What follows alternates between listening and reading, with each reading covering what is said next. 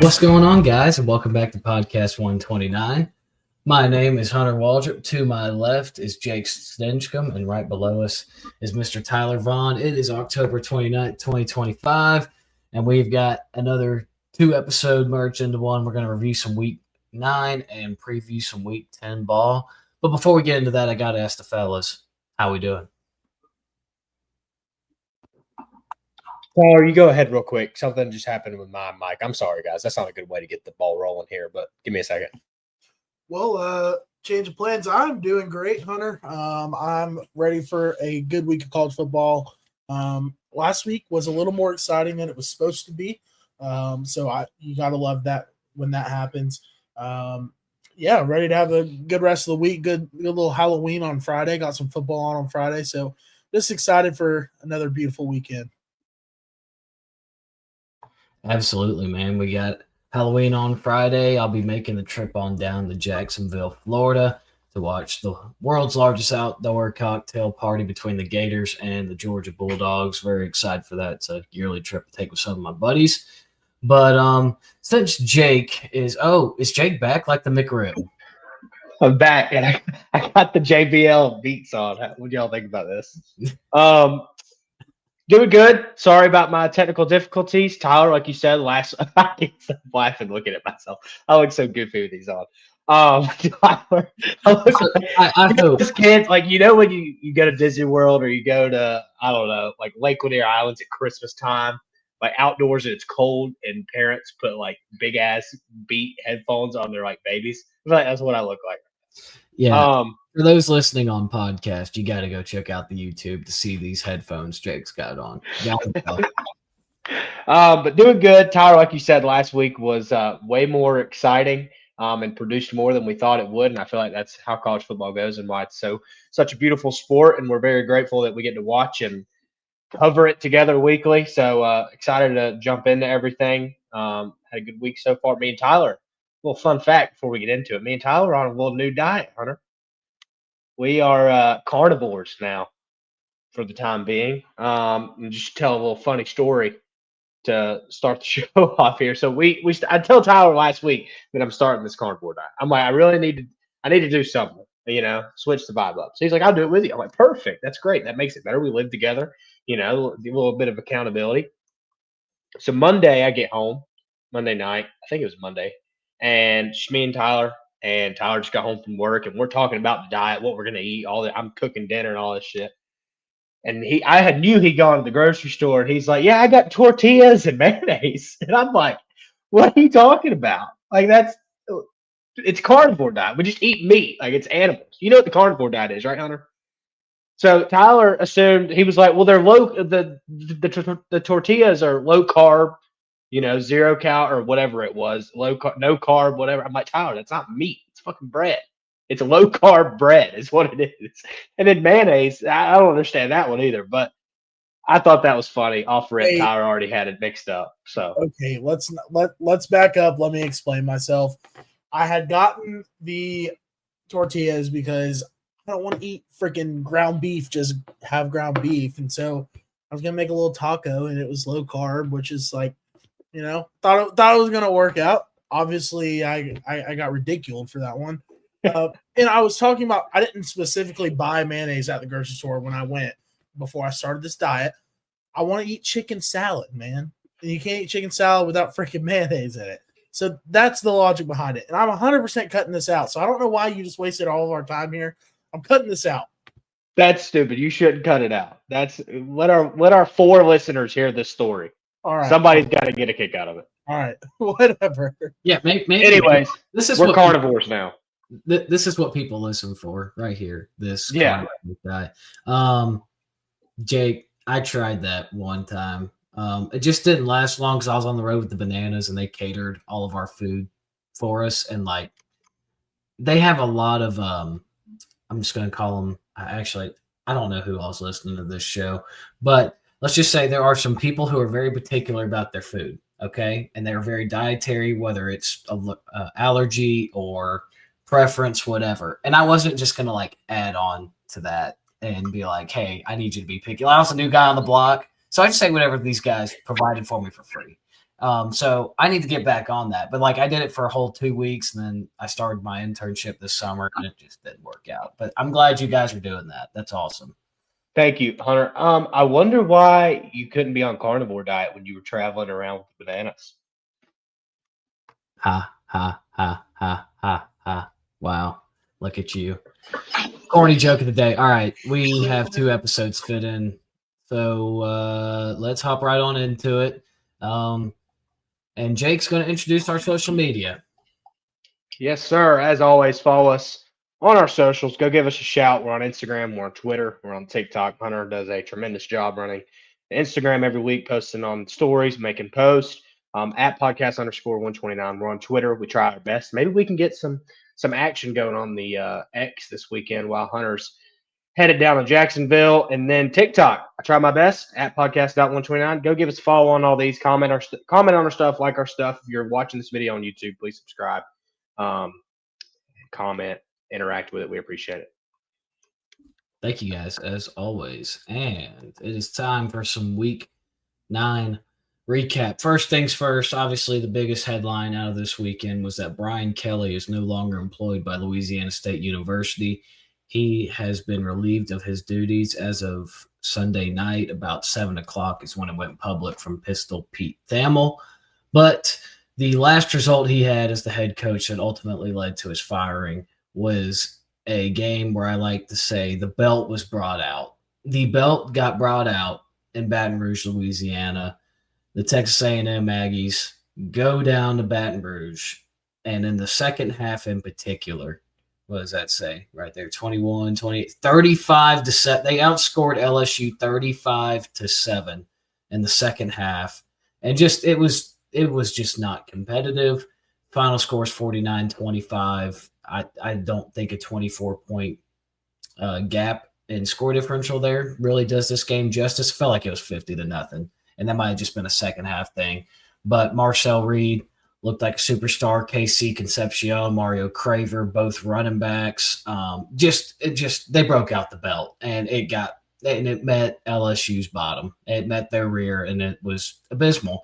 And then ABC, they couldn't help but leave their outside mics on when the game's over. They're doing the post-game on-field interviews, and you could just hear what was hardly left of any LSU fans in that stadium chanting "Fire Kelly."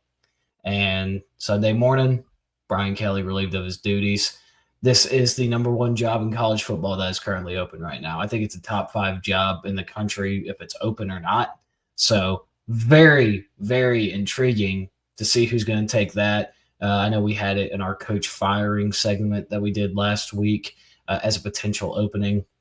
I really didn't think it was going to happen right after this game. Jake, you know that from our text that we were having on Saturday night. But enough about me rambling. First, I'm going to ask you guys, what were your biggest takeaways from this game as an individual game? Like, I gained a lot more trust in LSU or in Texas A&M. But at the same time, I still came away a little hesitant because now I'm like, well, we've seen what LSU's been all year. Like, is LSU that good? But, like, at the same time, I'm like, yeah, well, maybe just Texas A&M is that good. Like, maybe LSU's just their mediocre team, but Texas A&M handled a mediocre team on the road in a tough environment. So I'll ask you guys, like, what did y'all think about this game individually? And then any added thoughts about the Brian Kelly firing, if you guys want to throw out any names as far as potential replacement candidates, who will be the next head coach at LSU, things of that nature. So I'll let you guys have the floor. Yeah, Hunter, you kind of took the words right out of my mouth. This game, I mean, obviously you see it right there, 49-25. Just the way they dominated for 4 quarters in an environment like that, in a spot like that, where LSU had to win to save their season on the road. Like you said, one of the toughest places to play. If this score was 28-25, okay, maybe we can have a conversation about A&M. But the way that they kept their foot on the gas for 4 quarters, didn't stop, out-physicaled them. And that's something that, like, a casual college football watching fan could see just from the screen, not even being there. Texas A&M's flying around the field, dominating on both front sevens, sides of the ball on the front seven. So I think A&M's legit. I think they're for sure the front runner in the SEC right now to especially be there. But I think regardless of who they play, they have a really good chance of winning, whether it's Bama, whether it's Georgia. just with the dynamics of that offense with Marcel Reed, Ruben Owens, Concepcion Craig. I mean, they have all the guys, and Marcel Reed's stats didn't really look good on Saturday night, but they didn't have to because they ran the ball for 5.5 yards a clip. And that's just a testament to their offensive line and the backs they have and the threat of him using his legs as well. So I think A&M's legit. I think they're right there with Indiana at like 2A and 2B, and then Ohio State's 1. That's just me personally right now. That's the way I feel about them. LSU, my question about LSU, or my question to y'all, would this make sense? What if they put Michael Van Buren in? He's a backup. He came in at the end. But like, is Nuss just not healthy? Is he bad? Their offensive line does suck, but even when he does have time, he doesn't look the same as he did. I don't know if he's hurt, but Van Buren is a guy who has SEC experience. He tore apart Georgia and Athens last year, played at Mississippi State and transferred over. So, I mean, at this point, the season's over. Nuss is obviously probably planning to go to the NFL. Why take the risk of getting even more injured? Why not give this guy a shot? But I do think, I'm not saying this is your time to buy stock in LSU, like to win the national championship. Obviously, that's out of the question. But I do think that there will be a different vibe around this team because as the week's gone on, we've figured out more about Brian Kelly and the kind of program he's ran, not just at LSU, but at other places like Notre Dame as well. And nobody likes this guy. Nobody wants to play for this guy. So I think that there's going to be a different vibe around the LSU team as we go on, and they're going to play spoiler with teams like Alabama in 2 weeks, and then they finish the season with Oklahoma, I believe, which Oklahoma's kind of dead too. We'll get into that a little bit later. I'm sorry, Hunter, but that's what I got on the game. Yeah, so to answer your question, sorry, Tyler, I'm just going to answer Jake's direct question real fast, and then you can go ahead. But you talked about bringing in Michael Van Buren. I mean, yes, they brought him at the end of the game, but LSU, or not LSU, A&M was playing their 2-3 deeps at that point, so I'm not buying too much stock into that, but he did look good when he was out there. But there were reports saying, like, even before the year started, like, Nuss was dealing with no oblique, and it kind of gradually got worse and worse and worse, but he kept playing, obviously, trying to lead his team to a playoff or an SEC championship and a national championship. I think Joe Salone was just as much of a problem as Brian Kelly, which Brian Kelly approves Joe Salone's game plan. And for those who don't know, Joe Salone was the offensive coordinator at LSU who got relieved of his duties on Monday. But I think he was just as much of the problem as Brian Kelly was. The play calling, it was very predictable. LSU does not have a very good offensive line. They couldn't run the ball. They don't have a healthy offensive line. Like, maybe they should bring him in if Nuss is like, okay, I need to get healthy and I need to get ready for the league. Like, that needs to be my number one priority. But as far as, like, trying to win football games, if I was LSU, I would still aim for Nussmeier to, like, continue to, progress as a quarterback, getting more experience. I don't know if I'd fully be out on benching him the rest of the year, unless it's strictly for health reasons. So, because he is the captain of your team. He's the guy that came back, and I know the season hasn't gone the way you wanted to, but, like, from what I've read, I forget the interim coach's name now, but it's like a guy that, like, has been with LSU. He loves LSU. Like, he knows what the L stands for LSU. It's the state of Louisiana. And, like, he's a player's coach type of vibe, I should say, where it's the complete opposite of Brian Kelly. So, as we saw on Saturday night, Nussmeier and Kelly, like, butting heads. You could see it, like, with your own eyes. It was bad. So maybe this will help him grow as a player. They're heading into a bye week. Maybe he can get a little bit more healthy. We'll see. I don't necessarily hate that idea, though, if it's strictly for getting ready for the league. So, Tyler, go ahead. Finish it off here, bud. Yeah, so my biggest concern with A&M, and everybody talks about how Georgia starts slow, but that first half, they look decent, but now looking back on the LSU team and just the state that their program's in right now, being down in the first half, that raises a little bit of a red flag for me. Yes, you close out the game scoring 35 in the second half, and you play very well. However, I think that there's got to be a slight little red flag raised because of that first half. The LSU program, they're dead, man. I think Nuss is playing hurt. I think that their best move, and this is kind of going to answer your question, Jake, but I think his best move for his career moving forward is to sit out. and let Van Buren take over from here. I think that you got to get healthy before you go to the NFL because you're going to have, because of the season you've had, you're going to have to perform at the combine. You're going to have to perform at a pro day, and so that's his next move. It's kind of got to be in my mind. Maybe he does, maybe he doesn't. I don't know. My question to you guys is: does Brian Kelly coach college football again after all this stuff that's coming out and losing his job? Does he get another job with really any program? I mean, I'm sure a mid-major would probably take him, but does he get another major job? I think he does. So the reason why I say that is because it's literally in his contract that he has to try and get a job. I forget the legal term for it, so I'm trying to study up on it. Mitigate, maybe is the term. I don't know. I could be completely wrong, but he has an obligation to try and get another job. And so I think with all of the open jobs right now, right? Because you got to think there's going to be more that open. There's going to be more that open after week 14 or whatever the last regular season week is, right? And then there's going to be, well, whoever fills those jobs, then there's going to be more job openings for those jobs. Kind of like, we saw it with Alabama. Saban retires, DeBoer to Washington, and then Arizona just left out in the dry, right? Somebody had to take that job because Jed Fish goes to Washington. So there's like a little bit of a domino effect there. And I think it'll be a domino effect. Like one team I'm looking at right now, or two teams are like Michigan State with Jonathan Smith. I know it's only year 2 there, but it's looked really bad. They haven't really progressed a whole lot. Another team, it's like, what if Scott Satterfield at Cincinnati gets a bigger job after, let's say he goes on a run and potentially wins the Big 12 or only finishes with 2 losses. Maybe he gets a bigger ACC job, something a little bit more comfortable or something like that. And then Brian Kelly goes back to Cincinnati. So those are 2 like Power 4 jobs in particular I'm looking at right now. But I think somebody's going to end up getting Brian Kelly somewhere along the lines of the dominoes because, the guy still is a good football coach. He may not be an ideal coach or a player's coach, and he might not, recruiting might not be up on his top of his list after some of the things that have came out about him over the past few days. But if you go to a spot like Michigan State or Cincinnati or a place like that, you don't have to. It's not like you're holding the burden of carrying LSU or Notre Dame. Like where the expectation is, you have to make the playoff, win your conference, and play for a national championship, win national championships.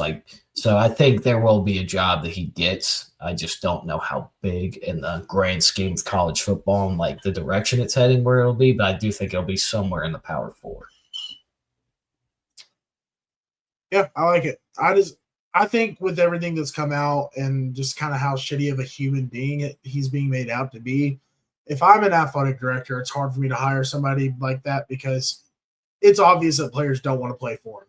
And I think that makes it hard for him to find a job. But we'll obviously, I agree there is a domino effect. There's going to be jobs that come open, so we'll see what happens. But yeah, I think one, I just don't think he's an SEC coach. I don't think he coaches well enough, recruits well enough, and has the I don't want to say identity, but maybe characteristics to be a successful SEC coach. As it stands right now, I think it's going to be a thing that kind of takes time where he may take a step down from even the Power 4 and go to a smaller school that really needs a guy like that and could use a guy like that in the G5 or wherever that may be, and then eventually make his way back up. But I think that's the best route for him personally. I don't think it's good for him to leave this job and even go to an Arkansas or Virginia Tech or Wisconsin. I don't think that's very beneficial for him just because of everybody knows who he is, how he's ran a program, and that people don't want to play for him. And everybody can see that just because of how the media works nowadays. We see everything. So I think it would be beneficial for him to take a step back, whether that's taking off a few years, whether that's going to the G5 school, and then making his way back up into the Power 4. And if he does come back to the Power 4, I think he needs to be in the Big Ten or somewhere up north. I don't think it needs to be in the Southeastern Conference. Yeah. So 2 things, like you brought up a good point with the G5, right? So like, what if like Ryan Silverfield gets one of these jobs, like he gets the Oklahoma State job, he's the Memphis head coach. Like I feel like Memphis is a good spot. I know it's still in the South, but like the pressure's not so much on at Memphis as it would be like, Tennessee. So I feel like that would be a good spot. And then the whole thing with LSU, guys, like this is something for Florida or schools in Florida, and then like especially LSU, because outside of LSU, what you have Tulane, University of Louisiana Lafayette, Louisiana Monroe. I think those are the 4 FBS schools. I might be missing one in there, but off the top of my head, those are the 4. And when there are 4 and 5 stars in the state of Louisiana, which has good football talent, you're expected to get every single one of them. You're not expected to be sitting on a beach in Florida in, big recruiting months. And there's been information coming out about that. And so he just didn't know what it meant to be an LSU Tiger. Like, especially in that state, like they're going to keep track. Like, oh, wow, this 4-star went to Georgia. This 5-star went to Florida. This guy chose Billy Napier over Brian Kelly over his hometown state. So a lot of things wrong with it. And then I'll leave us with one more thing here, and then we'll move on to the next game. But one name right now, if you had to choose on October 29, 2025, who's LSU's next head coach, I'm going to go with John Sumrall from Tulane. My pick before, and this is I have 2 names. First, I agree 100% with John Sumrall. That's a great fit. I think he fits at LSU. It's a guy that's just waiting to take that next step. But if you listen to, and they kind of highlighted this, who was Detroit Lions playing? They played on primetime recently. I don't know who it was, but they were talking about Kelvin Shepherd, the defense coordinator for him, how he's an LSU guy, whatever. And I thought, just what if that was to happen? Because a lot of trends and a lot of people are talking about how alumni guys are starting to go back more often. We're seeing that a lot more. And then today on Unnecessary Roughness, I don't know if you guys watched it. If you haven't, I highly recommend it. It was a great episode. They just with T-Bob, they brought back several guys 3 guys, 2 that played with T-Bob and 1 that was on the national championship team in 2019 or whenever that was. But they talked about, and their number 1 guy was Kelvin Shepherd, and having an alumni guy come back like that, and a guy who played there, knows what it means, like you said, Hunter, to be an LSU Tiger, and would probably be very good on the recruiting trail as well. And one of their biggest points is he knows what it means to be an LSU Tiger, and 2, he knows what he's been through it. He came up through those steps, and he could change that culture back to what it needs to be, because right now the culture's not there. It's not at the standard it needs to be for LSU. So excuse me. Golly, excuse me. Tyler, go ahead. I'm sorry.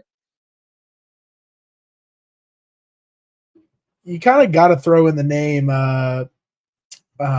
Joe Brady. I think that he's looking for a head coaching job. That would be a kind of a home run hire for them. Not really a home run hire, but I think that he's kind of proven that he can do it, that he's a good coach. So I think that his name will be thrown out there. And I'll say it. I think Lane Kiffin has a shot at this job also. So those are the 2 names that I've kind of looked into and that I kind of like there. That's what I was going to ask y'all, is my personal perspective right now. And I know we're talking a lot right now. We got a lot of stuff to get to, but I feel like this is an important topic that we can talk about and kind of haul through some other stuff we need to. But personally, I think Lane stays at Ole Miss. I don't think he's going anywhere. I have a lot of confidence that he's staying there. I really do. Just based off what I've seen on Kiffin's Twitter, and I know it's his Twitter, but that's people's lives. They post stuff on there, it's meaningful. And I know he's very active on there, and just in interviews, he loves Ole Miss. Ole Miss has done a lot for him, not just as a coach, but as a person. And I truly think that he is a good Christian man, good person. I don't think he's going to take any more money to go to Florida. And like I said about what Josh Pate said last week about, yes, to us, we might rank these jobs in order which ones they are, but to some individuals, they're where they're at right now, that might be the best job for them. And I think that's the case with Lane. I don't think he's going there. I'm not trying to bash you for you thinking that he's going to Ole Miss. I was going to ask that before I even spit out the name. So I was just interested to see what your guys' thoughts were on Lane, but Tyler, you obviously just gave yours. So yeah, I mean, obviously Lane Kiffin's going to be the hottest name on any market, any hot board, right? So, but this is the only thing I can tell you for a fact about Lane Kiffin. He will be a top 3 highest paid head coach going into 2026. because Jimmy Sexton's about to put up LeBron James type numbers, some Wilt Chamberlain type numbers, right? He's going to get this guy paid. He's going to get a lot of these coaches paid a ridiculous amount of money. So I think he stays at Ole Miss. I think Ole Miss is going to pay him whatever. And I don't like whether it is at Florida or LSU or Ole Miss. I think Jimmy Sexton's going to do his thing, his agent, and he's going to be a top 3 highest paid coach in the country next year. But I think he does stay at Ole Miss just because of how much Lane has grown as a person. Like, this is not the Joey Freshwater that was hitting up the AD Pie House in Tuscaloosa, a few years ago, right? Or hitting the downtown Knoxville or anything like that. Like, this guy has become sober. He's become a family man. He's close with his kids, and his kids are the reason he stayed at Ole Miss last year, right? And he has turned to faith and a good man who loves Jesus Christ. And I love Lane Kiffin for that. And so for those reasons, I think he will stay at Ole Miss. Like you said, Jake, just to hit on one last thing about this, then we can move. I know we said that like 2 or 3 times now, but you guys brought up 2 NFL names for the LSU job. Now, Jake, I liked yours a little bit more because he's an LSU guy. Tyler, I like yours too because, he was the OC for the 2019 team. But LSU's looking for 2 things right now in a head coach, or 3 things. 1, do they know what it means to be an LSU Tiger? Do they fit the LSU culture? Do they understand the significance of that? 2, can they recruit, specifically the Southeast and the state of Louisiana? And 3, who's their staff going to be? Because it's not just one man. You got to have a staff that can recruit and game plan, even outside the X's and O's, like recruiting and every little step of the process that goes into everything. Those are going to be the 3 biggest things. And so I don't know if they want to go NFL with a guy with 0 recruiting experience. That was just like my only hesitation on Shepard and Brady was I think they want to go college. And John Summerall has already been recruiting the state of Louisiana the past 2 years. He's been at Tulane. He might not even have to sell his house if he gets this job. So anyways, enough about that. Going to be a very interesting topic that I'm sure we're going to talk about as time goes on. Moving on to a very interesting game. I was not expecting it to be this low scoring. I'm going to be honest. I thought there was going to be a few more points put up on the board here. Vanderbilt had College game day in town, hosted the Missouri Tigers, ended up getting a score late to ultimately it was the game winner. They win 17-10. Bo Pribula goes down in this game from Mizzou in the 3rd quarter. Vandy only had like 156 rush yards, and 84 of them were on one play. A little concerning. The Mizzou defense really played their tails off, but so did the Vandy defense, like getting some goal line stands. Drinkwitz is a name that's getting thrown around everywhere. I kind of have mixed emotions on both of these teams right now. As far as Vandy goes, I'm like, well, they didn't play good. There's 2 ways to look at it. Like, well, they didn't play good. Like, are people starting to figure out Vandy? Then there's another one where, well, we've seen how Vandy has won every single game this year. Put up enough points to hold on to the ball. That's all they do. And this was the first time all year I'm like, their defense won them this football game. First time all year I'm like, they have found a way to win a game in a different fashion, which we talk about is so valuable in the sport, is being able to win football games in different ways. And Vandy proved that. So will that carry on into their back half, or are they already in the back half, but their last 4 games of the regular season, they got 2 big ones circled. I mean, Auburn's not going to be easy either. So they got some tough tests ahead. As far as Mizzou goes, I think this did it for them. I think, with their schedule and then what they have left and what they've already played, I don't foresee them running the table, going 10-2, and even if they did, I think they would still be an odd man out in the playoff, especially with Pribula out. But I will say, I got to give props. I remembered this. What's the backups? What's the guy that came in's name? Zoraz or gosh, I'm totally messing that up. Zollers. Yeah. When I heard that name on the television, I was like, gosh, where have I heard this name from before? I was like, I've heard this name from somewhere. And then I remembered in the SEC preview on podcast 129, Tyler Vaughn said, don't be shocked if this guy gets some reps at quarterback for Mizzou. He said, everybody's talking about Bo Prabula. Everybody's talking about Sam Horn. Watch out for Zollers. And I was like, oh my gosh, Tyler. He didn't really call it. I mean, it happened off injury, but still, I was like, I know this name because of Tyler. Nobody else had ever talked about him before. So I was like, shout out to Tyler for that. In podcast 129, where you heard this name back in July, tell me any other podcast that dropped this kid's name, okay? And all jokes aside, though, I think this is the end. I know Mizzou's still got A&M left, and I think another tough test before their season's over. And I'm interested to see, like, dude, is Drinkwitz going to go to Penn State? Is he going to go to Florida? Like, if they offered him a bag, would he leave Mizzou? He's really good at recruiting high school, knows how to budget NIL. Very interesting name. We'll see what – and as far as Vandy, I mean, they still got everything in front of them, but they got 2 games that they got to win, and we'll talk more about one of them later on. What were your takeaways from this game? Yeah, Hunter, the drink thing's very interesting just because of how many hats his name is in, for one, and for two, like, he's got the resume. He's built a lot with less than what others have, and he's still competing in these games. He had Bama on the ropes a few years ago, just off the top of my head, because I know it as a Georgia fan. Like, the national championship year, we almost lost at Mizzou. The year that they came to Athens with Cody Schrader and Brady Cook, they were competed for that game. So my point is, he's got the resume. He's built it. They don't have an SEC championship or a national championship, but he's built a culture there, foundation there that has yielded success. Every year it feels like they're 8-4, 9-3, and that's good in the SEC when you're in Missouri. I feel like that's just the reality of it. As far as the game goes, Missouri, personally, I thought that they did exactly what Vandy does to teams, like identically. What's the word? Yeah, not identically. I'm not going to try to find the word there, but outgained them. Had almost double the amount of first downs, better team on third down, way better on fourth down, dominated the time of possession. And that's exactly what Vandy has been doing to teams throughout the season. And Missouri did that to them on Saturday, and they still lost the football game. And I think that just is it comes down to one portion of the game, and that's when they're in the red zone offensively. They were in the red zone several times with a chance to take the lead. Drink got greedy and went for it, and Vanderbilt's defense stepped up, so props to them.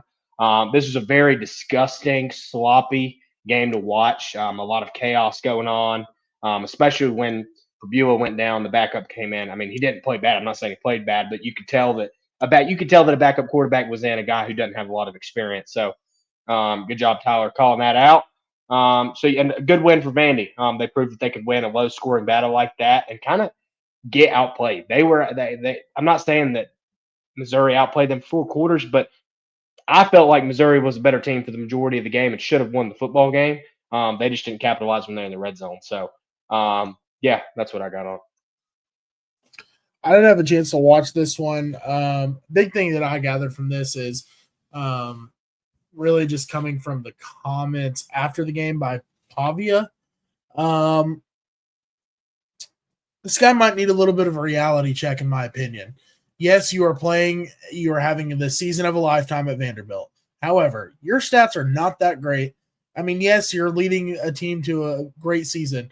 However, you're not that impressive right now. And everybody's in love with this guy, and he's a big media personality. But where have we seen this before?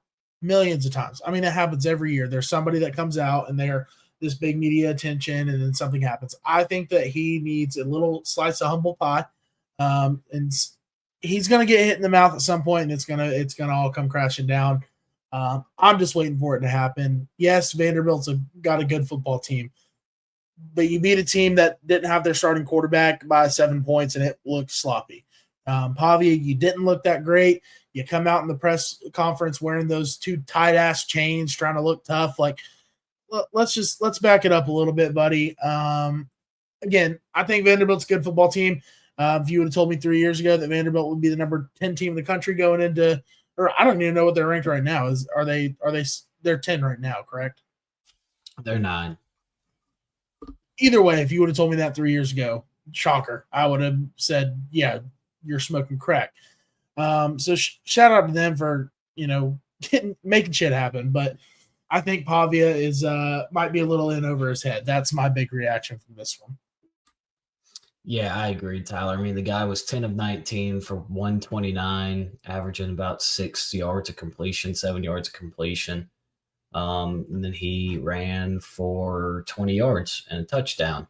His QBR was 59.1. Like, don't get me wrong. I like Diego Pavia. I'm happy for what he has brought to Vanderbilt. That cannot be taken away. But as far as Heisman Trophy goes, the luster's kind of been thrown away, in my opinion. Now, after the LSU game, you would have made that argument to me. I would have heard you out, seriously. But there's a guy, and if you follow our Instagram, you would know what I posted this week. There's a guy in the country, I think he's like seventh in the odds right now. And if I had to pick a Heisman Trophy winner today, it'd be a guy that's doing the same thing that Vandy's doing, just at a different school. It'd be Haynes King. Haynes King was 25 to 31 for 304 yards. Yeah, he threw for 304 yards at Georgia Tech, which even now they don't throw the ball that much. He ran it 12 more times, had 91 yards. He had 5 total touchdowns. The first time a Georgia Tech quarterback had 5 total touchdowns and 2 on the ground and 3 in the air since 1966. It's the first time Georgia Tech's been 8-0 since that same year. It's incredible what he has done. And he really, like, without Haynes King, Georgia Tech's not 8-0. It's just they might be a bowl team at that point. Like, and don't get me wrong, I think Aaron Philo's good, and I'm sure Buster Faulkner would dial it up, and I'm probably overselling it here. But regardless, like, you can't take away what Haynes King has. And so if I had to pick a guy for the Heisman right now that, like, wasn't, Mendoza or Ty Simpson or anybody like that, like, I really enjoy watching Haynes King play, and I think he's everything Pavi is. He's doing the same things Pavi is doing. I think he's doing it better, and it's not being talked about enough. But I just wanted to hit on that real fast. Do you guys have any rebuttals to that? Okay. Moving along. Oh, God, I forgot this was on the slides. The 8th-ranked Ole Miss Rebels traveled to Norman on a back-to-back road stretch and were underdogs. They beat the Oklahoma Sooners 34-26. Big win for Trinidad Chambliss and Lane Kiffin. A statement win, I would say, because now they have a very light schedule the rest of the way compared to a game like this, on paper at least. And they should be a playoff team. They could potentially make the SEC championship based off tiebreakers. Like, what if Bama or A&M loses one? Like, down the stretch, we'll see. But man, this is a good football team. I was all about Oklahoma, as everybody knows. I said this was a playoff elimination game, and so I chose Oklahoma to win. I had them in my playoff, but I said if Ole Miss wins this game, you can just take that Oklahoma logo off and put Ole Miss right there. And that's how I still stand today. It's obvious that I think that just ever since the John Mateer injury, the team has been the same, lost its luster a lot. And don't get me wrong, like, I think John Mateer's still a good football player, but you can't tell me the thumb's not bothering him. He probably didn't rush it back. And yeah, so I mean, stuff happens. I'm tipping my cap to him as a competitor, but I hope the guy comes back for another year of college to show what he's about. Potentially up the draft stock a little bit. And it sucks that my preseason take, the wagon wheel's falling off. I think they're probably going to finish 8-4. Got to go to Tuscaloosa. They got to go to Knoxville this weekend. They finish with LSU. Who knows what they're going to be like? So it's tough, but I'm not fully swallowing crow on this one, right? Like, they didn't, like, completely hit the fan, but it does sting a little bit. Yeah, but the wagon wheels are off, and I got to go back to, treating them like a normal team and not like a team I have a little bit of sentimental hope for. But I think it has a lot to do with Venables. The defense, they just had maybe not played a great offense. Maybe Venables didn't get his team up. I'm not exactly sure, but I just think the injury to John Mateer kind of derailed everything for them, and I still don't think he's 100%, but maybe they'll finish strong this year. It does suck. So there's me eating my crow. I know the fellas wanted to hear that a little bit. But shout out to Ole Miss. I mean, that's what this game's about, right? They go on the road against a good defense on paper, and they just lit them up. And Trinidad Chambliss did a great job. I think, I mean, what a performance this guy's had all year. And I think Ole Miss could do some damage in the playoffs, guys. I really do. And this is a big win for Lane. Yeah, that's about all I have on this one. So what do you guys have to say? Yeah, Trinidad Chambliss, he's just continuing to get better each and every week, just in big spots, even on third down. So no matter what the spot is, Kiffin in that offense, they put him in a position to succeed, and he handles it well. I think he had over 300 yards through the air. Kewan Lacey, I don't think his numbers were necessarily there, but you watch this guy; he is a very reliable back and very tough, fighting for those extra yards. And stepped up in a big way a lot of times Saturday when the conditions might not have been in the best favor for them. Oklahoma, yeah, it was a good run, Hunter. I don't think you need to swallow any crow on it because of the start they had. And the wheels kind of fell off when Mateer got hurt. I just kind of think as a collective podcast outside of Tyler, meaning just me and you, and maybe some others, we just didn't really take into account the caliber of offenses they've played leading up to this, which is fine. It happens. That's college football. But hopefully he comes back next year. But obviously, I mean, you can tell he is not the same as he was, and they don't have a running back or a running game to necessarily get that going. I know they had one chunk run, but outside of that, there wasn't much. So, yeah, Ole Miss, I think they're a playoff team. It's going to be really fun. And exciting. That's what's so great about the 12-team playoff to me is we're going to get to see Ole Miss, knock on wood, in the playoff, and that's going to be really cool because it's somebody different out of the SEC. Yeah, not a lot I have to say about this one either. The game was obviously very exciting. I enjoyed watching this one. I don't want to toot my own horn on the Oklahoma tank because yes, they've proven themselves to be a solid football team.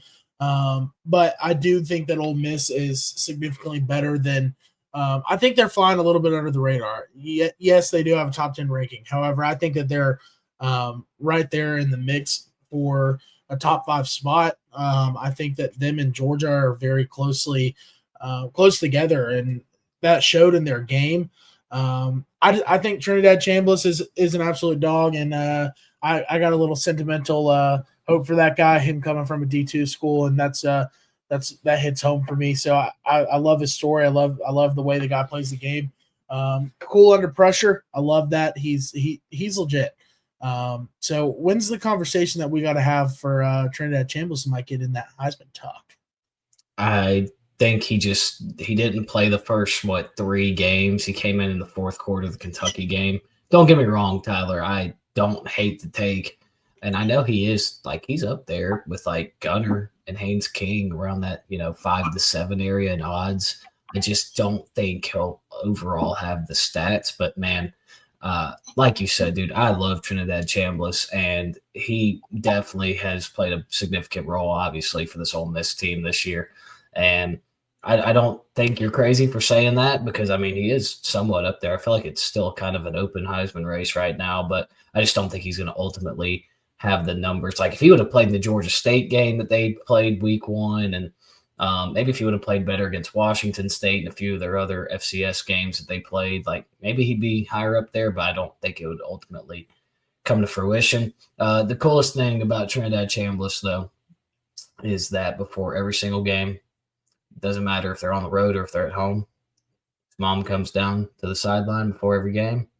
They touch heads, they pray together, and then he goes about his business. And I think that's the coolest thing about him. So, all right, moving on. Woo! Cocktober got canceled. And this was the biggest shame of the entire year. And oh man, just like anything else in 2025, right? You get canceled. So Alabama traveled to Columbia, South Carolina, 29. They win 29-22. They were winning this game or South Carolina was winning this game, halfway through the fourth quarter, up by 8 points at one point in the fourth quarter, and then fumbles the ball. Alabama scores, takes the lead, and that was that. And they win the football game. So shout out to Kalen DeBoer for finding a way to get a win 5 weeks in a row in a sleepy spot. Because it looked like it was. I sent Jake a text fourth quarter of this game. I said, it's finally starting to smell like Cocktober in Columbia, South Carolina right now. and ultimately didn't come to fruition. South Carolina goes winless in October. What a shame. But yeah, that just kind of is the definition of South Carolina's season, right? Like they're not a bad football team, but they're also not very good. It's like Lenore Sellers are bust, and it sucks. I hate it for the Gamecocks. I wish they were doing a little bit better.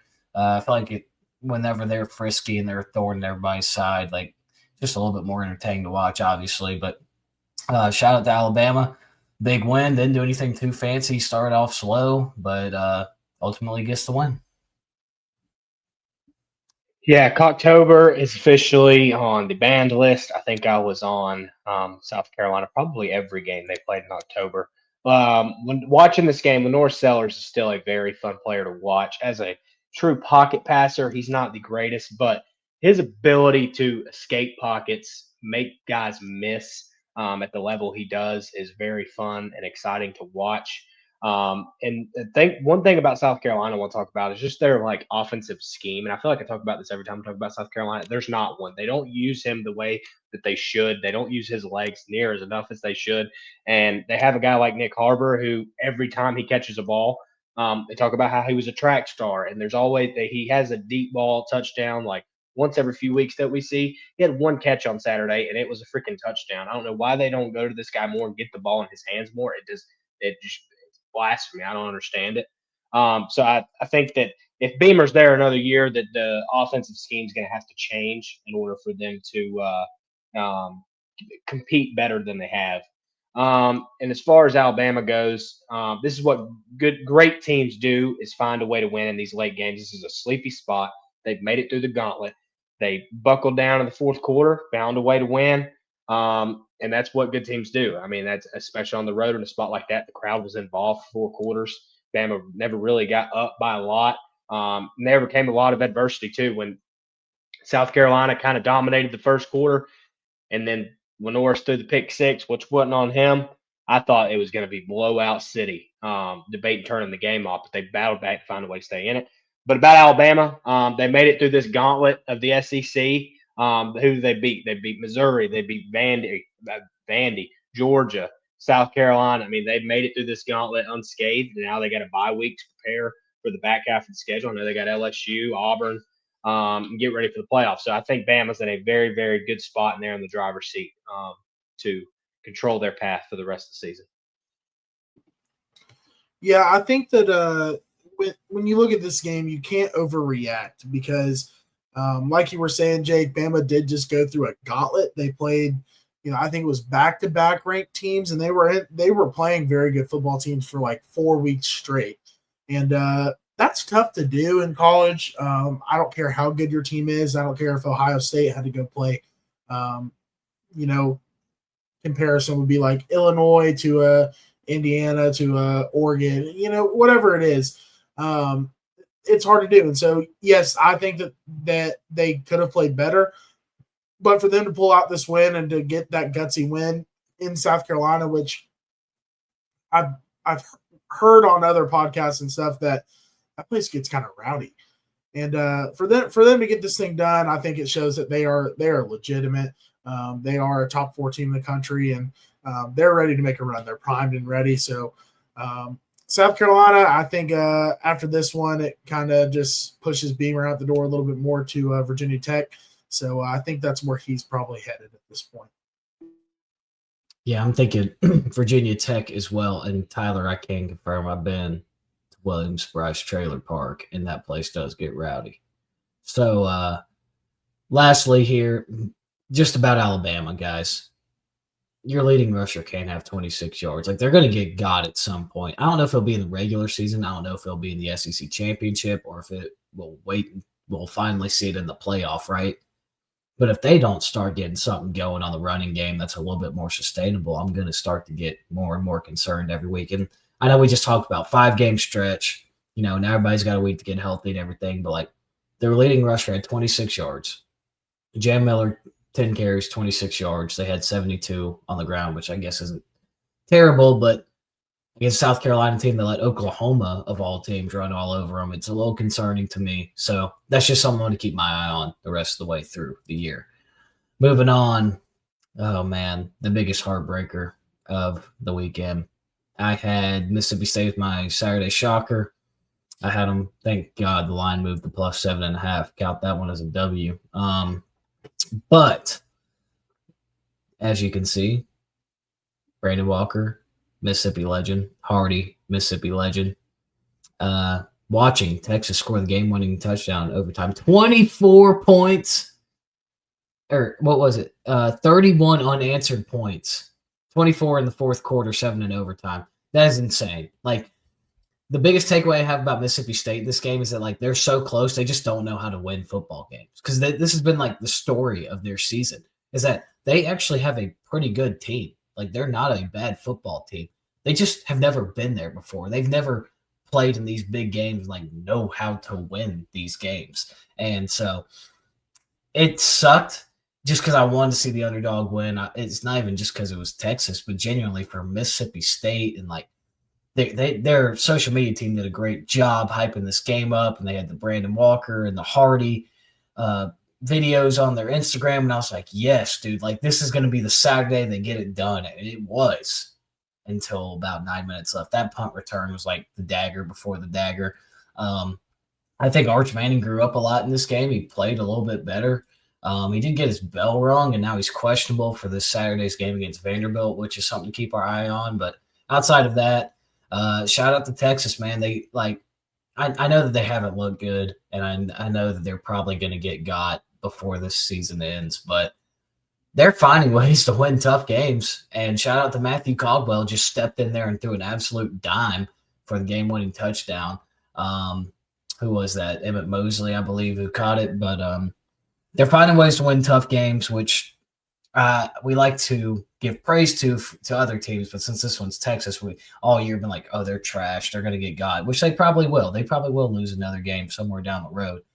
But they got to give credit where credit's due. And I know Mississippi State and Kentucky are nothing to, look twice at, but still winning these games and on the road back-to-back weeks, I am going to tip my cap there. And what a heartbreaker it was from Mississippi State.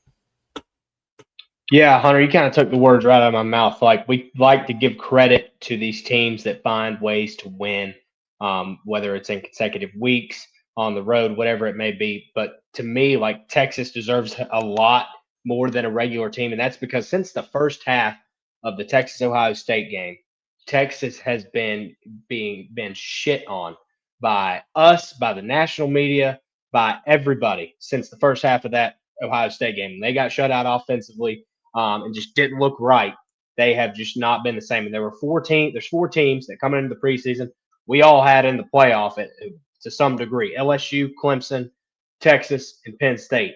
3 of those teams have died. Texas has been on dead watch since the first half of that Ohio State game, but credit to Sark for getting them up each week. Arch is not there yet. Everybody knows that. It's kind of obvious.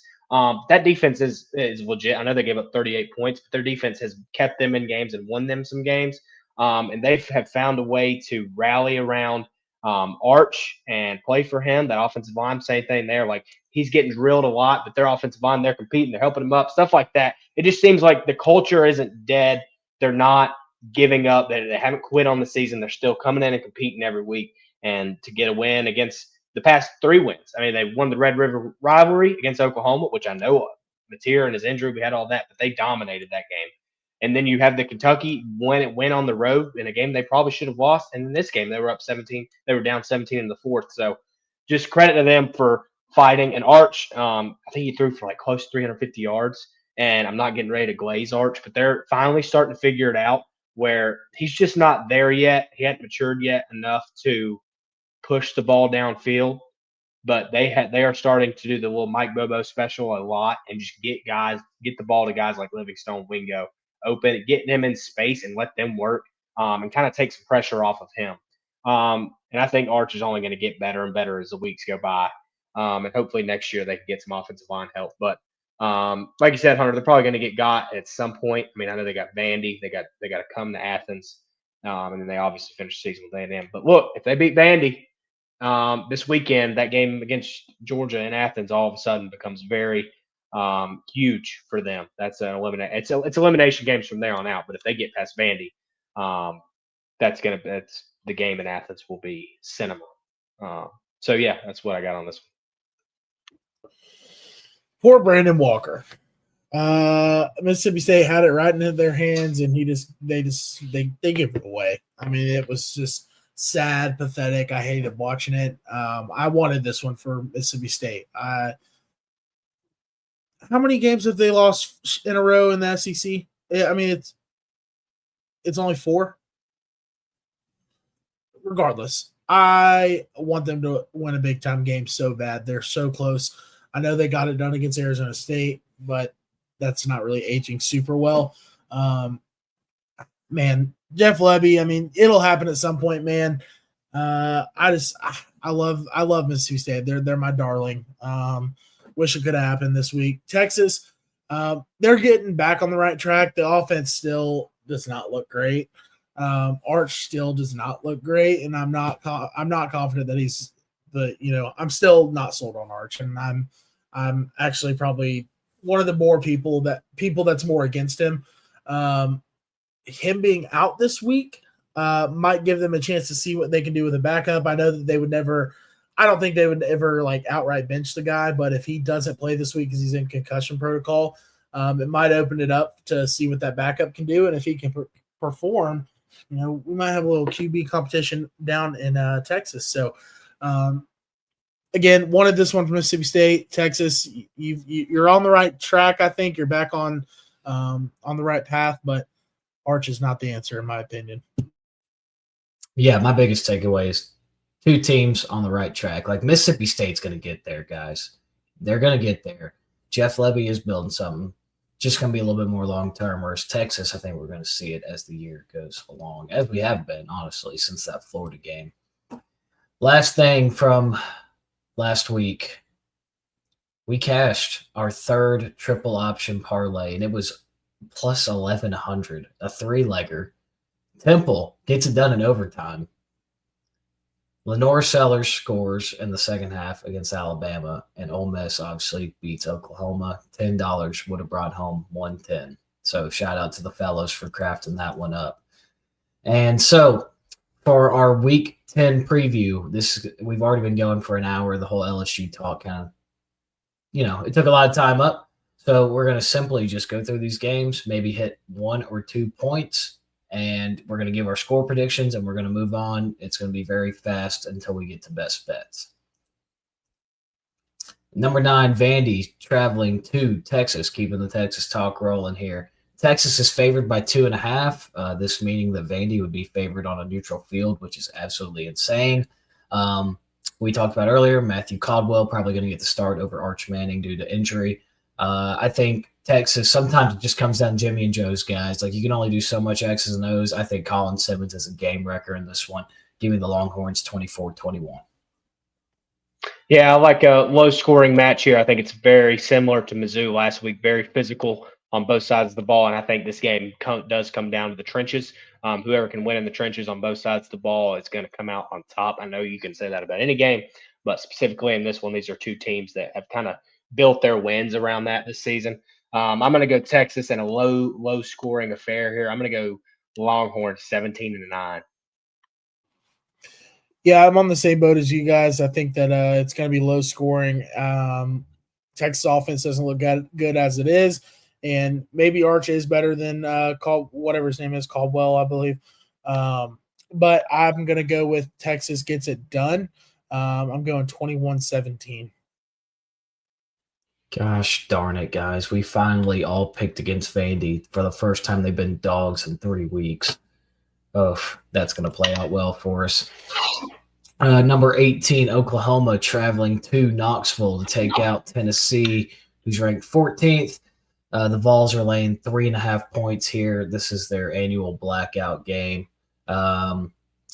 Tennessee's defense is gettable, but their offense can also score a lot of points. I think Lane Kiffin may have opened up a rabbit hole in how to beat this Oklahoma defense here. I do think it's going to be close. I think this might be a little bit of a get-right-loss game for Oklahoma, where their offense finally starts to get a little bit more confidence here, but they ultimately end up losing. I'm going to go Tennessee 31-27. I might get burned on this, but I'm a big believer in Josh Heupel and the Vols coming down the stretch here. I think they roll here. I think I'll take the score like 38-24ish. I think they win by 2 scores and cover with ease. Just a team in the SEC that's not getting talked about a lot enough. They have I think the quarterback is there. Obviously, he had to pick against Bama. But if they keep their foot on the gas in the second half in games when they get up and keep that tempo pushed for 4 quarters, I think they're going to be just fine. They have a good defense, one of the toughest places to play. And I think they get past this when playoff talk is on for the Bowl. So I'm going with Tennessee to roll here 38-24. Yeah, I also am a believer in Joey Aguilar and Josh Heupel. I think that Tennessee playing at home in that blackout game, it's a tough place to play in for Oklahoma. Coming off of a loss, that's always tough to do. I think that Tennessee rolls here. I'm going 37-27. Moving on to this is a little bit of a dull week. There was only like 2 head-to-head ranked matchups this week, both in the SEC. So we're trying to find. I'm calling this grenade week, where teams can ruin other teams' seasons, and you might not expect it. That's what I'm going to call this week. Not saying that's going to happen, but with the games that are on this week's slate, this is a potential grenade week where you see a lot of teams lose. It's like, wow, I was not expecting that. Just a bunch of season ruiners here. 23 ranked USC Trojans favored by 6.5, almost a touchdown on the road against Nebraska. USC has not played good on the road this year. Barely beat Purdue on the road. Obviously got beat by Illinois on the road. Lost to Notre Dame by 2 scores on the road. So is this going to be the same story? And I would have to think that number's baked into this FanDuel spread here at 6.5. I'm ultimately going to roll with the Trojans here off a bye week. I haven't been sold on Nebraska a whole lot. I think that we're finally going to see USC's defensive line step up against an overrated Nebraska offensive line. I'm going to take the Trojans here. As y'all know, I have a Southern Cal problem, so I'm going to take USC 34, Nebraska 31. I'm going to take the Huskers to cover, though. I think that line's a little too big. Good stuff. Very intriguing matchup here, just because these are 2 teams in the Big Ten that are on. This is a win or you're eliminated from any sort of playoff talk. I know both teams, like USC, if they win this, that matchup with Oregon in 2 or 3 weeks becomes very big for them. If Nebraska wins this, they got UCLA, Penn State going down the stretch, and Iowa to close out the year. It's a big game for both teams as far as playoff talks, and I believe whoever wins will be like kind of in the hunt. It's a Big Ten rep, but I'm going Nebraska here. I know USC's coming off the bye week, but I think that place will be jumping on Saturday, and I'm going to call my shot on Nebraska here and take them to win the game. I just think they win physically and in the trenches. In this one, they have what it takes, kind of like what Michigan did to USC a few weeks back. So I'm taking Nebraska in a low-scoring one, 23-21. If you listen to this podcast consistently, you know how I feel about Dylan Raiola. I just don't think he can get it done. I'm anti-Nebraska when he's behind the center at quarterback. I'm going USC, but I do think Nebraska covers. I'm going USC 27-24. All right, guys. And see, the grenade week kind of really shows when these were our quick hitters of the week. Cincinnati, 17th ranked Bearcats, traveling to Salt Lake City to take on the 24th ranked Utah Utes. Utah had a backup quarterback in last week, and he looked electric. It looked like Devin Dampier Jr., but Utah's favored by 10 points in this game, and it's almost concerning because I don't want to take Utah. They burned me twice this year. I'm about tired of them, but it's like, how are they favored by 10 over Cincinnati, who has looked really, really good the past few weeks? Definitely no coin going to be thrown on this game. I am going to take the Utes to win 27-23 here. I just think that number's too big. Yep. Here's your podcast 129. Who needs it? More game of the week. And the spread shows that. I'm going with the Utes 34-21, but I would like to throw out there that they, as of this week, they made it onto my personal banned list when it comes to gambling. So I will not be touching this one. Utah is banned for life. Yeah, not a lot to say about this one. I agree that the spread is too big. I'm going Cincinnati to get this one done. going against a take I had preseason. Cincinnati in a close one. I'll go let's go 31-28 Cincinnati. Big upset there. Jake, don't lie to yourself. They're not banned for life. They're banned for the rest of the season. You're going to be back on that next year. Regardless, moving on to the next game, Texas Tech, who is now down 2 quarterbacks. Baron Morton is questionable for Saturday. Will Hammond out for the year with a torn ACL. And now this Big 12 is about to get real messy, fellas.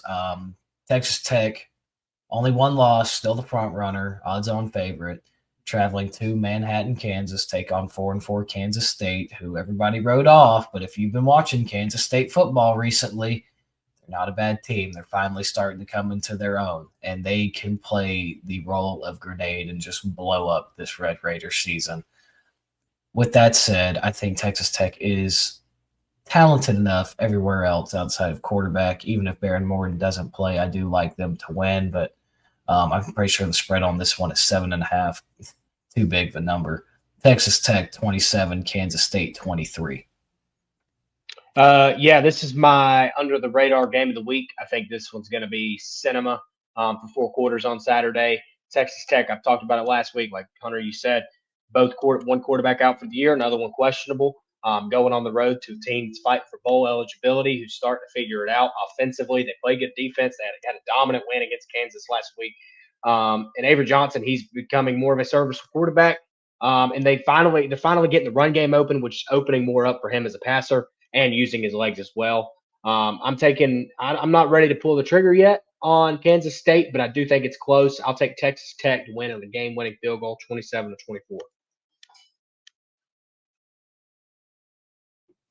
I'm also not going to pull the trigger on Kansas State yet. I like their spread, but I do think that Texas Tech also gets it done. I'm going to go 24-21 Red Raiders.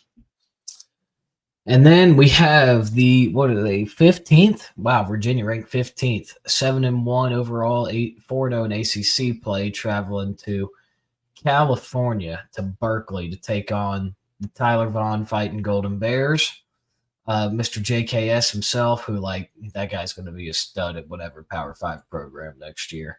I know he's at one right now, but he's about to get paid in the transfer portal this offseason. Regardless here, this is my favorite upset pick of the week.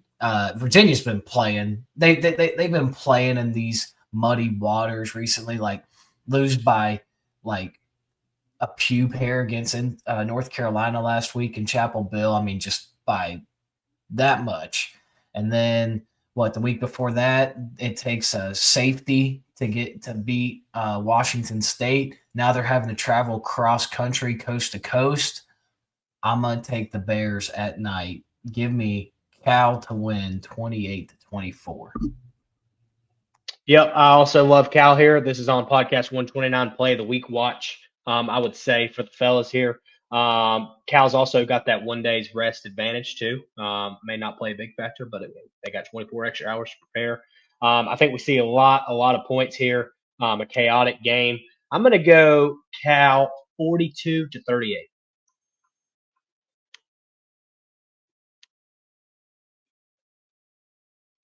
Sorry, zoned out for a second. Cal, my sweetheart. I know earlier in the season we talked a lot about the cross-country travel. I don't think Virginia is going to be prepared for that. So I'm also going to take Cal in a close one. I've got them winning the game late. Pick your score, winning by 3. You're on mute, Hunt. Thanks, Jake. Appreciate that. I didn't introduce the next game. All I said was with those 3 picks, Virginia is going to win and they're going to cover. Big lock now that we have all picked Cal to pull the upset. And lastly, on this list, it would be hard not to mention this game. We have a UGA student here. I'm going to have boots on ground at the cocktail party. The 5th-ranked Georgia Bulldogs are traveling to Jacksonville in a neutral site game, take on the Florida Gators. I would argue this is their biggest rival, even over Georgia Tech. We know how Georgia goes. I know both teams are off bye week. Florida off of firing Billy Napier. Do they now have Billy Gonzalez as the interim coach? A lot of question marks. Like, I truthfully don't know what all to expect. I still think they have a really talented offensive line. I think they still have a really good defense. I think Caden Baugh, is that his name, Caden Baugh? Or is it Jordan Baugh? Jaden Baugh. Gosh, I'm just all over the place. Sorry, it's 11:30 at night. Jaden Baugh, I think that guy's a stud, number 13. Yeah, this is like a game Florida probably should have won last year, but shoulda, coulda, woulda. We know how Georgia is. I would take Florida if I were to. I'm gonna bet on this game. I'm gonna be there. I'll be taking Florida in the first quarter. I'll be taking Florida in the first half. But there's also a lot of question marks there. Like, I don't know what to expect. I think Georgia will end up pulling away like they always do. Give me Georgia to win, but Florida to cover in a rivalry game. Georgia 31, Florida 26. Yeah, this is a very intriguing matchup just because Florida, obviously, Billy Napier just got fired, and Georgia just because they're my team, I guess you could say. But two teams coming off of a bye in a big rivalry game, and that a game that Florida probably should have won last year. Florida has nothing to lose. Georgia coming off of a scare against Ole Miss. For some odd reason, I feel like we see some points here. Out of this one, I kind of like the over. I'm going to go I can't talk.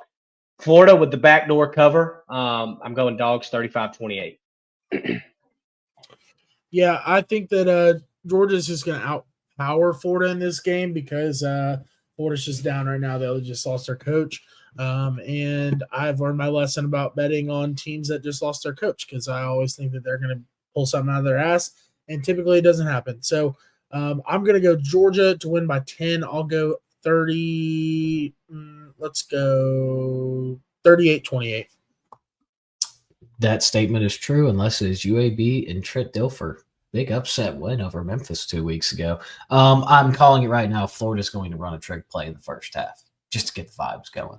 Might even score on it. We'll see. All right, Lockbox. We just talked. I'll run through these real fast for me at least. Finally, 2 winning weeks in a row for your boy, back over 500. I was only 1 game over. Now doing good. Cal plus 4.5. We already picked him to win the game outright. We have a military game this week, so this calls for the standard Hunter Waldrop play of taking the under. But I got burned on the last under, and I know it was Navy and Air Force, and those two offenses are good, and Air Force defense is bad. But I'm just going to play it safe by 6.5 points here. Going to do a little teaser. Going to take the dog in the under. Typical military game here. Give me Army plus 6.5 and the under 55.5 between 2 triple option teams. Mississippi State plays Arkansas. Somebody's getting their first SEC win this year. These 2 defenses, not very good. Both offenses, electric at times, especially Arkansas. Mississippi State, Arkansas, over 67.5. This is going to be an absolute barn burner. Minnesota got absolutely destroyed in the Floyd of Rosedale game last week. The trophy game between Iowa getting beat like 38-0 at halftime or something stupid like that. They come back home playing a Michigan State team who has a half-injured quarterback, a team that's just down in the dumps right now. Give me the Golden Gophers minus 3.5 back at home in a get-right spot. And then Temple, low-key a wagon this year. They host – or they might be going – no, they're hosting. They're playing in Philly, playing East Carolina. I'll take the Owls plus 4.5, sprinkle a little bit on that money line. Good stuff, Hunt. My first play, I got Texas Vandy going under. I think this is a time of possession game where both teams just kind of hold on to the ball, run the football. Very physical game. So I got this one going under 46 points. K-State plus 7. I don't think they win the game, not as of right now, subject to change before Saturday. But I think they're starting to figure things out and kind of developing into what we thought they were going to be preseason. In the Big 12, and Texas Tech has quarterback issues like we talked about. So give me the 7 with K-State on Saturday at home. Podcast 129 play of the week. We're going with the Cal Golden Bears plus 4.5 hosting Virginia at home. Tennessee, already talked about this one. I think they win big on Saturday against Oklahoma in Knoxville. And then the last one, one that we have not spoken about, NC State at home against Georgia Tech, undefeated Georgia Tech, a team that's starting to be talked about at big time in the playoff spot and the playoff situation, the playoff picture. Do I have a lot of backup why I like NC State in this game? No. Am I fading Georgia Tech because I'm a Georgia fan? No, I've been on Georgia Tech a lot this year. I like Georgia Tech a lot. But for some reason, me and Hunter, we've talked about this game a lot since preseason on the schedule, and it's a very sleepy spot for Tech to get got this week. And in a week where there's not a lot of the marquee games, I think there's going to be a few on Saturday that you didn't really see coming. So you heard it here first. If it's Saturday afternoon, 3 minutes to go in the game, Georgia Tech's driving down 4. So I'll take NC State to cover here and keep it close against Georgia Tech. Yeah, if you've listened to this podcast, whether it was the ACC preview or any time we've talked about Georgia Tech and then proceeded to read their schedule, whether it was concerning playoff, like what they got left, this game against NC State, we have always brought up. It's a sneaky spot on the road against a team that has won a lot of games, and then you just little old NC State on the road, sneaky spot. So I love that pick, Jake. Tyler, go ahead. Yeah, I like Tulane to cover against UTSA. Just think Tulane is a very good football team, high-powered offense. Bowling Green, I think that they are going to get the job done against the University of Buffalo. Louisville is going to beat the brakes off of Virginia Tech, so I've got them covering a 10.5-point spread there. Arizona State is going to that's right, to play Iowa State.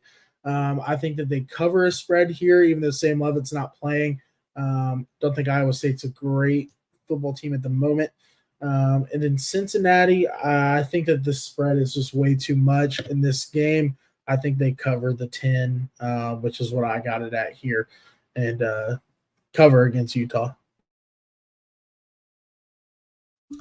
And next up, our triple option parlay of the week. So I want to give just a short shout out here to our guy, friend of the program, longtime listener, Ashton Daniels, quarterback at Auburn, played Stanford for 3 years, 2 years, 2 years, yeah, 3 years at Stanford. Now transferred to Auburn, been the backup for Jackson Arnold all year. Just had a great attitude.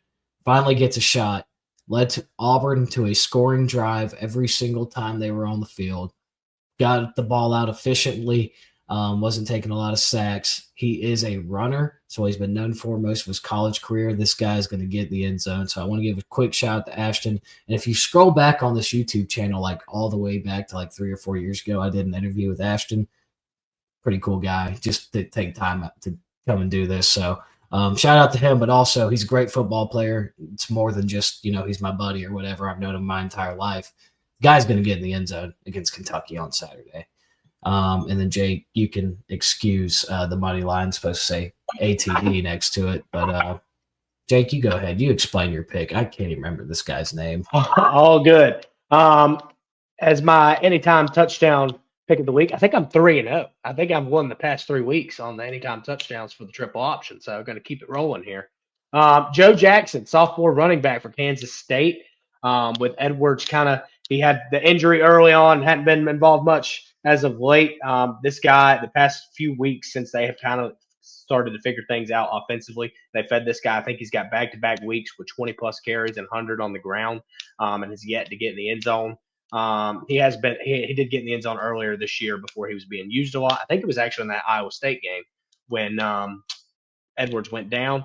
So I'm going with Mr. Joe Jackson on Saturday to get in the end zone against the Red Raiders. Run the ball. Yeah, and I'm going Tennessee is going to beat Oklahoma on Saturday, so I'm taking their money line for the triple option, baby. Here we go. Back-to-back weeks fading the Sooners for Mr. Vaughn. He's loving life right now. And lastly, our Saturday shockers. Navy is traveling to Denton, Texas in a marquee American Conference game, which if you don't watch American Conference football, I highly suggest it. This is the best G5 conference there is, and they have a lot of teams still in this playoff race and in their conference race here. I'm backing the troops this week. I think Navy's a very, very good team. If you watch any of their games, pretty sure they're undefeated. Pretty sure Navy's undefeated this year. And I like Blake Horvath, and then they got this other white guy who wears number 22, plays like fullback, running back, and receiver. He's just an absolute dog. Wish I could remember his name. Even if I could remember his name, probably couldn't pronounce it correctly. Regardless, give me the troops the Navy midshipmen to go into Denton, Texas, and keep the undefeated streak alive, keep their playoff hopes alive, and keep the American Conference Championship hopes alive. Yeah, Drew Messmaker, true freshman, is going to tear that defense apart on Saturday. NC State is my Saturday shocker. We just talked about it. I think they're going to be in a position to win on Saturday against Georgia Tech. I also like Nebraska as a Saturday shocker here. And Navy, I don't think they should be 7-point dogs. I know North Texas has been rolling, but I think it's going to be a lot of points in this. I'm excited to see it. And Tyler, I'm not going to talk about yours a lot, but I love that. So I got NC State as my Saturday shocker. Sorry, guys. Yeah, Texas Tech with their quarterback problems, I think they're in a dangerous spot here, and Kansas State is coming around as a team right now, playing better than they did early in the year. So at plus 230, I love them for my Saturday shocker. I had to take them. I love all three of these picks, fellas, which scares me. And that'll do it for the show. I know we put a lot of stuff out there, recapped a little bit of last week, previewed a little bit of this week, talked a little bit about Brian Kelly there, and then, of course, a few of our best bets for this upcoming week. But we appreciate you guys listening to us as always. And Jake will close us out here, but do not forget, God first, God bless. There are things bigger than football out there. And also, Jesus won, fellas. Good night. Thank you. Thank you guys for tuning in tonight. Very good show. Had a lot that we had to talk about, unfold, preview. But I felt like the vibes were high and the boys were rolling tonight. It was a great episode. I had a lot of fun in that. So thank you guys for tuning in. As always, we're on Apple Podcasts, Spotify, YouTube. You can watch us. Hunter does a great job with our slides. Beautiful slides he does. We appreciate that. Appreciate Tyler for getting these episodes out to you. So thank you guys for tuning in. That's podcast 129.